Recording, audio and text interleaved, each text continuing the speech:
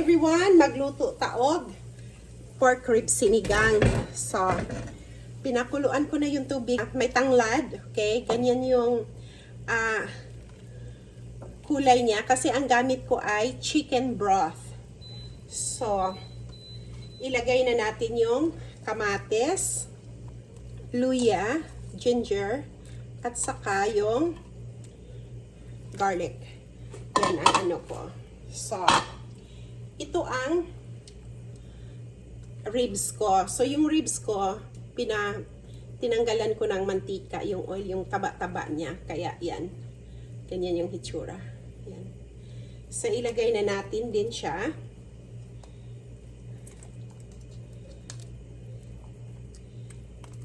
Ilagay na natin siya lahat. Tapos, madali lang naman ito maluto. Kasi nga, yung mga karne dito, madali lang sila maluto. So, yan. At saka, ang gamit kong gulay ay bok choy at saka napaka-cabbage. Tapos, yung sili mamaya pag naluto na siya. So, ngayon, and version ko to ha. So, ako nilalagay ko na yung sinigang mix para mag-absorb doon sa meat. Maunang ilagay na ako siya. So, tingnan natin mamaya kung kailangan pa ba ng isa pang sinigang mix dahil marami yung gulay ko. At saka yung mga amo ko, mas gusto talaga nila pag sinigang. Yung talagang maasim. Yun ang gusto nila. So, simmer ng medium-low ng 20 minutes. I-add na nato ang gulay. So, ito ang bok choy.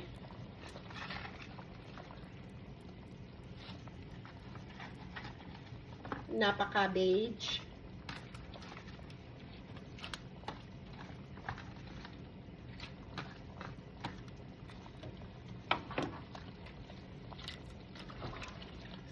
So, ihalo lang natin siya. Kasi malambot na yung meat. Tapos ilagay na natin lahat ng napaka-cabbage. Ang sarap pag maraming gulay.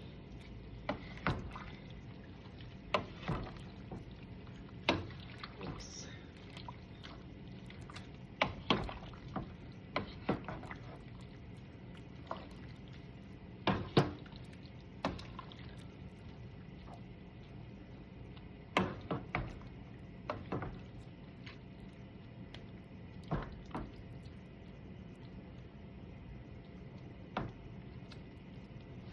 Tapos, ilagay na natin siya, yung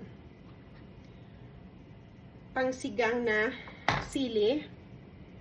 And then, tama na yan, luto na yan dahil ayaw ko yung gulay na gusto ko yung gulay na crunchy pa siya. Ayaw ko yung overcook. So, kaon na ta. Thank you so much for watching. Daghang kaayong salamat sa tanan. Bye for now.